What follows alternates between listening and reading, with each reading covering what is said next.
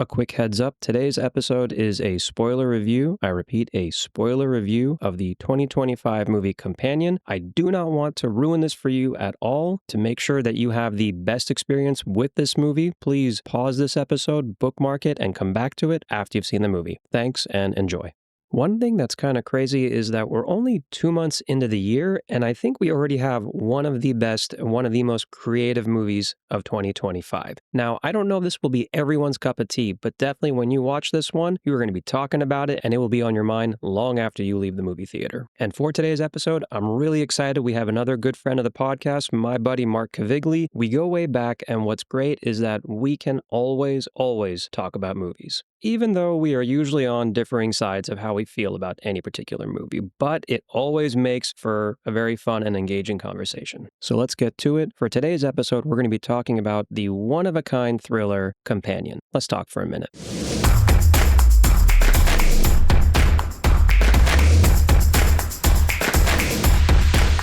Dude, Mark, I appreciate you joining, buddy. We've been wanting to do this for a while. We've been wanting to disagree for a while. And with this particular movie, with Companion, I'm so glad that this is the movie that we're talking about because, Me too. Listeners, here's the thing. Mark is a big reason why, I'm really into movies. What? However, dude, come on, going back to like 6th grade, definitely. That's what a compliment. But we always agree on movies? In fact, I think for reviews, don't you say 7.5? With my 7s and 7.5s all the times. I give him a lot of trash for that. You're like, that's not a bad rating, man. It's a very good rating. I really liked Companion a lot. I would probably give it a 7.5. And that's a great rating, in my opinion. That was actually where I was going to go next is what our initial ratings are. And then at the end, I also want to circle back and see if we stand by it after that's a fun idea. Okay, so 7.5. That's your... Yeah, I stand by that. I was wavering. I was thinking about going down to a 7, but I think I'm going to stay at 7.5. I'm torn between 7.5 and 8. I actually want to stand on an 8 for this one because there's certain things about it that just I feel like we haven't seen in a while, and I really was happy with a movie like this. So I'm going to say 8. Great, love it. And maybe this is early into the year to say this, but already it's one of my favorite movies of 2025. I agree with that. And listener, this is why I wanted this movie, because when you have a movie that Mark and I are pretty close on the page about, it's true. We got to talk about it, know? Oh, and that reminds me, Saurabh, this is a spoiler discussion, right? I don't know how to talk about this movie without spoiling it. And if you haven't been spoiled, dear listener, don't listen to this. Pause the episode, save it, bookmark it, come back to it. I went to see it. I told Mark, I told our group of friends, I'm going to go see it. Afterwards, all I would say to them is see it. Yeah. I didn't want to say anything else. I didn't want to say good, bad. I love trailers. Don't watch the trailer. Don't watch the trailer. Saurabh, I went and watched it a minute before we hopped on this call. Yeah. It spoils the entire movie. Yeah. It's offensive to me, to be perfectly honest. Yeah. What I love, though, when they had a trailer, but they also had an initial teaser, too. And that one, they didn't spoil really much. Good. I love the teaser. I love a good teaser that doesn't give anything away, that just gives you a taste of what the language of the movie is and then leaves you wanting more. And this movie came out on Valentine's Day. Did it really? It did. Yeah, it's very appropriate. It came out on Valentine's Day. It gives you this whole thing of, it's, rom-com, the colors, that you see with the fonts and the background and whatever, when they're cutting the teaser together and, it's going to be this rom-com, the guy, the girl. And it's just, this movie was great. Yeah. I loved the kind of curveball that it threw us, all into. Couple of them. Oh, yeah. Yeah. I mean, first of all, this movie, man, so we already talked about how, the marketing didn't spoil anything, which is great. But, right at the very beginning, there's little hints of who Iris really is. Immediately. Did you identify them? Because I was immediately aware that something was wrong with her and that something was strange and there was something going on, but I didn't know what it was. Did you and I still don't know what it is thinking about it. Did you identify what that is? There was one like moment which just seemed so just wrong to me, you know? Like, well, first of all, in the car, okay, like it's a little odd, like they're talking and you know, like he's like, wake up, Iris, you know, like, okay, that's first of all, I didn't even think like, of that. But the part that before even any hint of like robot stuff is there, is when they're walking up to the front door. She's carrying both of the really heavy suitcases. Okay, I noticed that too, and I was like, "What the fuck, dude? Like you couldn't like each of you take one? Yeah, like either each of you do it or you take both or whatever." Like, God, that's such a good point. And then like we hear that Iris knows one of Josh's friends, Kat, doesn't like her, and then when they actually talk face to face, like, it's not that I don't like you, it's the idea of you, and that I can easily be replaced. Yeah, it was like, what does that mean? Like, that's such a bizarre thing to say to another human being, you know? So it's like something's going on. The thing that stood out to me, that I really liked upon like further reflection, was when they were in the car that was autonomously driving, she like at the end when they arrive, she thanks the car, and then she looks over to Josh like, aren't you going to thank the car? And then he begrudgingly thanks, you know, because it's her kin, basically. She's not that far removed from the autonomous vehicle. One thing I'm not going to be able to look at or even say without thinking about this again is what's the weather? Yeah, totally. I mean, like, because in that moment where she's asked what's the weather, and it just without hesitation, you know what I mean? And he laughs like, oh man, that never gets old. I'm like, and at the time you think that it's just like an inside joke that they have or something. Yeah. You know, they did that. So that's what I love about these filmmakers is there's so many clues and little hints. Like in Barbarian also, there was just tons of like little things that upon another viewing, you're going to pick up immediately. It's such a juicy, they're such juicy filmmakers. They put in so much stuff. A confession, I have not seen Barbarian. Really? I need to see watch this one, right? I was going to ask you which one you like better. I don't know. I'm nervous with that one because I've heard that one's like really, really like... It's scary, but I don't think it's nothing you can't handle. Okay. Like it's scary and upsetting, but it's very good. Do you know? Yeah. Okay. That's kind of one of the twists. I didn't know he was in it. And so when he showed up, I was like, whoa. Yeah. Definitely thanks to our friend Chris too. I've been getting more into trying horror movies, psychological thrillers. Yeah. And I mean, look, they're creative. This one was so inventive. Yeah, it really was. You know? Okay, do you classify this a scary movie, a horror movie? It's not like a direct on horror, right? Totally. I agree.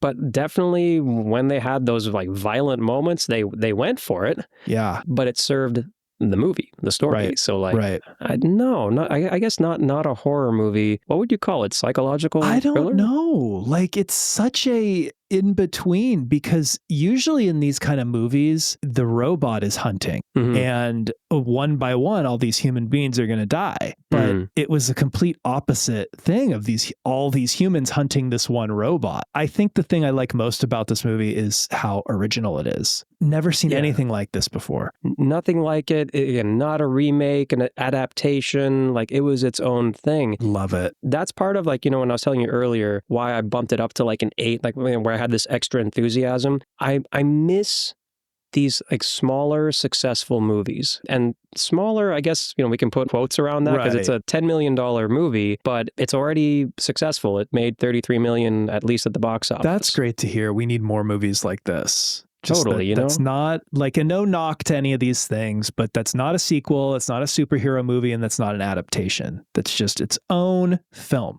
You know, I'm amazed because it came out right around when the new Captain America came out. And so I'm like, okay, is this going to get drowned out? But no, it held its own. Like it's, I think, good word of mouth and brilliant marketing. And yeah, I also want to mention the cast. Of course, the two main people, Sophie Thatcher and Jack Quaid. Sophie Thatcher, I think I told you about Heretic. That's definitely one to check out too. Right, that's what she's in. Okay. Yeah, she's had a hell of a year so far because these are the 2 movies of 2025 that are out now. And, you know, between her and Hugh Grant, who's creepy as fuck in that movie, but it's great. Like, you know, that seems like another one that's like the less you know, the better going in. Yeah, so I'm going to stop there, but like, because I've seen a preview, I think, and I don't feel like it gave much away, which is great. I don't know what I kind of know the gist. It's about like some missionaries who are like spreading the word of God or something, and they go to a house. That's all I know. It's one of those things where, again, I feel like I just shouldn't say anything. I'll just say, I hope you see it. You know what I mean? I'll watch that one next. You watch Barbarian, I'll watch Heretic. Awesome. Yeah, Heretic was A24, and so Barbarian, it's good. I think Barbarian, like this movie was also Warner, right? It was like New Line, or I don't know. Oh, it was New Line. Yeah, the companion was New Line. Yeah. Yeah, which was weird to see. Like, I was so sad. Last time I saw that was Lord of the Rings, and then they just disappeared. They disappeared. But I'm glad that Warner's brought it back. I mean, they've been having some pretty unstable times, but I'm glad at least like here they're still making some great movies. The smaller movies like this, they need more of them. I agree completely. I really liked this one. Yeah, just Sophie Thatcher playing Iris. I thought she was phenomenal. She's great. And then Jack Quaid. I haven't seen much of that series, The Boys, but in this one, he's perfect as like kind of douchey, but then you're like, wow, full on evil awful. Asshole. Yeah. Totally. He's such a good villain, and not one you see coming by any means, but my God, he gets worse and worse and worse. And he threw in, by the way, some little clues in there too. Like he keeps calling her as a nickname, Beep Boop. Yeah, right. I'm just like, okay, subtle. Yeah. It really was an indictment kind of human beings and like their relationship with technology. He is so, and all of them really, but especially him, is so dismissive and uncaring for the feelings of this thing that obviously has feelings. And like there's a couple lines that were really disturbing, like at the end when the people who manufacture the dolls come and they talk about like the stuff they've seen people do to these dolls, and it's oh wow, this is really dark. I mean, this movie really, like, the whole, like, how dark it is, like, and how subtly they kind of ramp that up. What I really love about this film is that once you realize, like, that whole thing of, okay, robots, and that's, you have Iris's character, and then later you realize there's also Patrick's character. Right. I like how you have two robots, by the way, not used in the same way for the story. That's interesting. But the, like, AI/tech/robot is not really how I look at this movie. Totally. It's like a side thing. It really doesn't matter to the functioning of the movie. I totally felt like it was about control and roles and these stereotypes. Mark, did you ever see from 2023 the movie Poor Things? No, I never seen that one. I really want to. It feels like it's this story taken from a different way, like a slightly, it's like this is the, okay, I can't tell you that either because I want you to enjoy it. Yeah, but I'll watch that one tonight, and then I'll watch Heretic tomorrow. Okay, that's going to be a back-to-back great double feature. So like, but okay, I won't say more about Poor Things, but it just that it reminded me of some of the discussions. Right. Okay. I see that, and I think you hit the nail right on the head. Like, it is a movie about control and even kind of like how we treat our friends and our partners. And it feels very disposable. It feels very manipulative, and someone's value only comes from what they'll do for you. It was kind of like, it kind of made me think like, am I a good friend? Like, am I treating people the way they should be treated and how I want to be treated?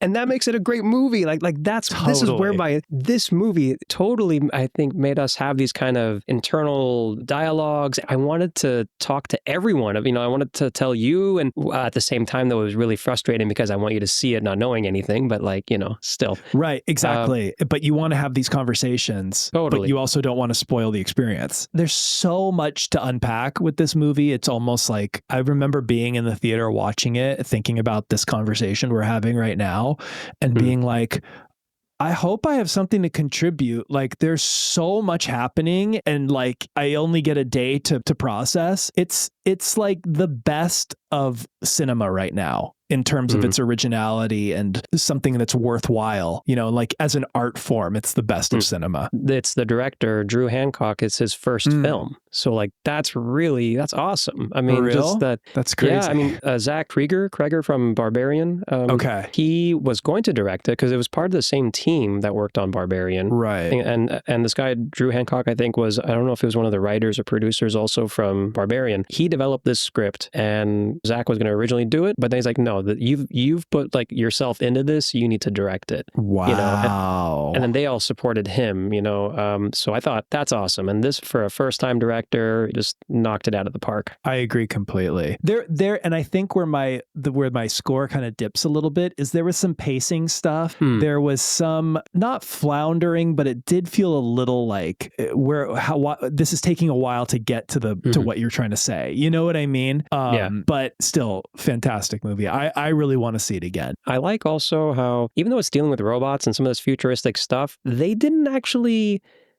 put like so much focus on that as far as for the design of the movie. And by that, like there's a couple things that I think of, like you see a Hyundai car, you see a Nissan, the smartphone that is being used to control, you know, Iris and Patrick is like, you know, the kind of foldable phones we see today, right? You know, so it feels like like I was confused because I remember I was confused because he wasn't driving the car, but he was in the pass. I was like, is he in the driver's seat? And then it's like there's an exterior shot and it's just an Ioniq 5 car, Hyundai. And and then there was that moment that you're describing that was kind of like, is this present day? Or it's like, it's very identifiable, but it's like somewhere in the future. And that's what's also kind of creepy and scary is like, it could be right now. Yeah, you know, totally. like for all we know. The other thing about this movie that I like, just from a, like, again, a filmmaking point of view, is that's this small movie. It's like a few locations. Right. Mark, you know how many people are in the cast? Totally. It's like 9 people. Totally. Very contained. And they were very contained.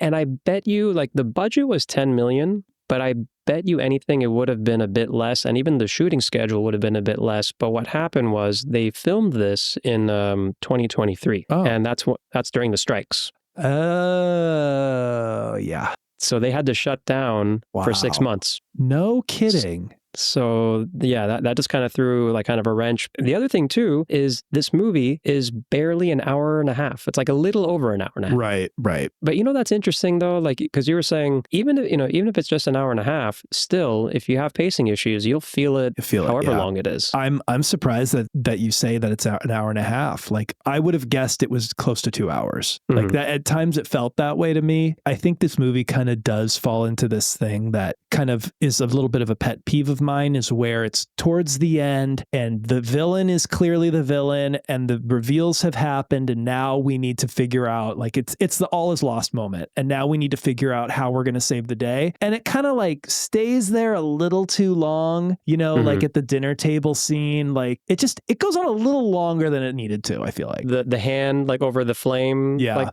I love that. Like that was great. That was such an evocative scene, but like, yes, exactly. Building up to it. It's like, okay, yes, we understand what happens now. But you know, the thing that I think also worked with it being this smaller story and like where the robot or, you know, like Iris's character doesn't have it all figured out, they do cleverly have that, like some of that makes sense where, again, just these are some of the fucked up parts of the story. We're going to do programming the levels of intelligence, of aggression. Yeah. You know, the Josh character says, no, she's not superhuman. Don't worry. She's only as strong as I want her to be. Like, totally. It's so, wow.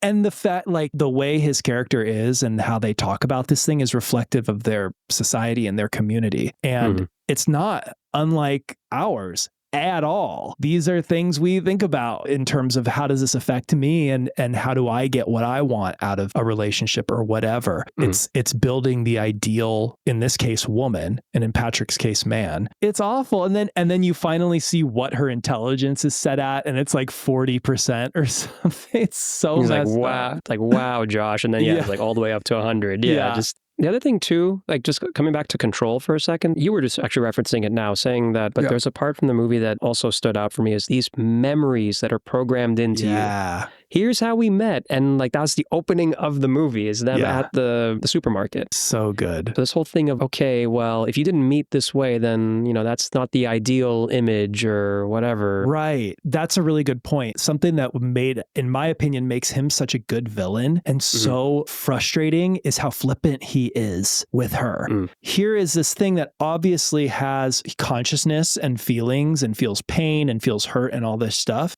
And she's like reminiscing about how they met. And he's like, I just chose it at random from a drop down bar. Like it's so cruel. It's such a good villain. Yeah. Or he tells her in front of, at the beginning, also with the friends, smile and act happy. Yeah.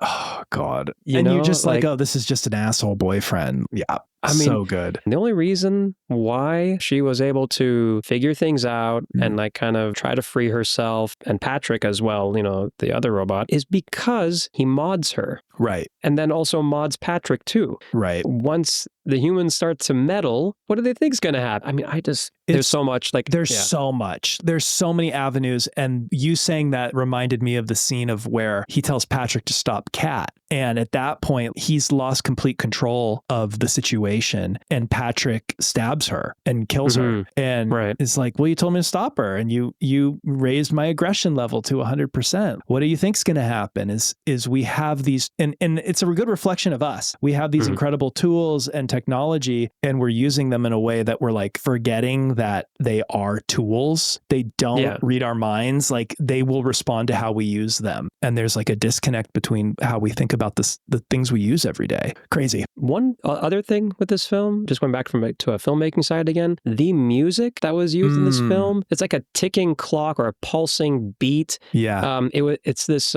composer, Rishikesh Hirway. This guy's music is kind of like haunting throughout all of this. Yeah, it was great. Yeah. If you like pull up the soundtrack at some point, look up the track. The name of it's just called Reprogramming. Okay. And that track, I think it plays in the movie at certain points, but it definitely plays, I know for sure, when the end credits start to roll. And it's such a pulsing beat that it's like hypnotic. And I loved it because I'm already unsettled when I'm watching and thinking about all these things. And now I have this unsettling beat, in the background too. This is a movie that I am so glad I saw in the theater. Agreed. Because like it needs to be seen in the theater. And yeah, the soundtrack really amplifies everything we're seeing, as a good soundtrack should. I will definitely have to look it up and look up that composer. I'm curious what else he's done. Do you remember, by the way, like what the name of the robotic company was? Like that Iris and Patrick are from? Like Empathics or something? Yeah. Was that it? Yeah.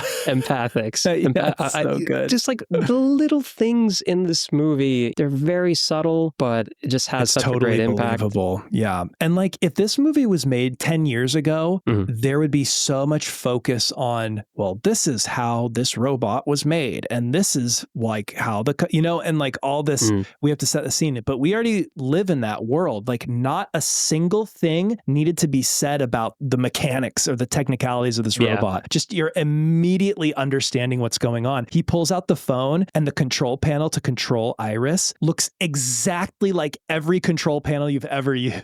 It's so good. And that, I think I'm going to have to raise my score at the end of this. Like that is such a big brained and really kind of a risky thing to take in making a movie. Like $10 million, yeah, it's a small budget, but that's a lot of money. And to like kind of risk, hey, the audience, okay, that is the thing I like about these filmmakers is they respect the audience. They know we're smart. They know we're going to follow along. The same thing in Barbarian. It's a very similar kind of deal we're talking about. And they just know you will be able to pick up and follow along what's happening. And that's so rare because I think, a lot of media literacy is on a decline and like people need things spelled out and whatever. So to see a movie that doesn't spell it out and lets you kind of work it out for yourself is so fun. So refreshing. Now you got me really curious about Barbarian. I need to. You got to see it. I probably liked Barbarian better, but that's not saying much. Like I loved this movie, this companion movie. I thought it was great. So let's return to our scores. Like, and you started last time, so let's have you start again. Like you were at a 7.5 out of 10. Yeah, and I was thinking about dropping it to a 7, and I'm gonna bump it to an 8. To a healthy 8. To a healthy 8. Yeah. Yeah. I was at an 8 before. I think I'm going to keep it right there at an 8. Oh my God, we agree on a movie. That's insane. It can happen. It can happen. Of the things that just maybe pull it down a little bit for me, like I think are things you were talking about. Pacing stuff, it drags a little bit. Yeah. Also, even though I get that it technically fits the story, the inclusion of that billionaire character is kind of like a throwaway character.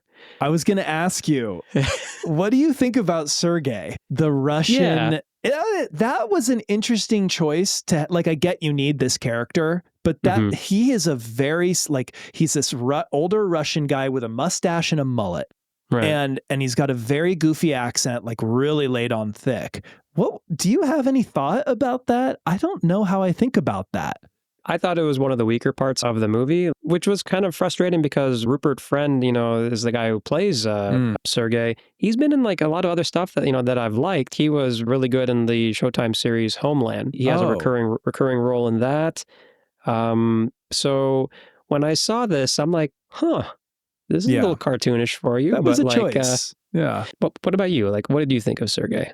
I feel like it's such an over-the-top characterization. There must be a reason for it. There must be saying something, or so if we're not concerned about spoilers, like the whole thing is they use Iris, this robot companion, to kill Sergei because he's very wealthy and they're going to take the money and let Iris take the fall. They're framing this robot basically. And the way they talk about making it okay is, oh, he's a Russian mobster, like he's a bad dude, he deserves it. And okay, that's fine, but he's so over the top. It was a little, I don't know what the reasoning was for it. But what I thought kind of redeemed it a little bit was the plot point of, I think it's Kat who later says, he's just a regular guy. He's a bit of a dick, but he doesn't traffic people. He's not into like whatever. So at least story-wise, they brought it back, but the character was still, quite a bit over the top. It was very over the top, and that was such a great moment. It's towards the end, and they're splitting up the money between Kat and Josh. And he's like, wait, he's a mobster. Like, you told me he's a mobster. And she's like, I didn't say that. You thought that. I just didn't correct you. And it's like all these layers of manipulation and, playing each other. Oh, it's like the script is so tight. There's so many callbacks and it's so well done. Like there's no spare fat on it. It's a great script. So we've been talking about Kat a few times. That character I thought was really well acted. And then like to your point, she had a great script to work with together with like her performance. And again, the writers, crafting a great script for all these actors. I think that's good. Why we can't stop praising this thing. I don't know, man. And whether you like it or not, it's just such a well done movie. It's hard. It's hard not to be impressed by it. You know what I mean? Like, for sure, this is not everyone's movie. This is not for everybody, but it's just so well done. I feel like if you're somebody who is an aspiring filmmaker or you're a film student and you see this, like, it's gonna just give you a whole drive of enthusiasm. Like, you're just gonna be like, wow, this thing is amazing. Like, just you see all the possibilities from this movie that is contained the way it is, and yet just really, really creative. Completely agree. It's one really great location with a couple of great actors. There's really no crazy special effects. All the stuff that they do with the robot eyes, that's totally doable now for anybody with a computer. I completely agree. It's very inspirational for anyone who's interested in making a film and doesn't have a ton of money to make it with. They accomplished a lot with a little. And I tell you, besides these filmmakers, like the director and producer, just seeing the choices that the two leads have been making so far. Sophie Thatcher with Heretic and this movie, I know you're going to, I've yet to see Heretic. Yeah, right. And then Jack Quaid, of course, riding high on the success of The Boys. Oh, he has another action movie coming out this year called Novocaine. Yep. I just want to see more of everything that from everyone that was involved in this movie. Totally. So I completely agree.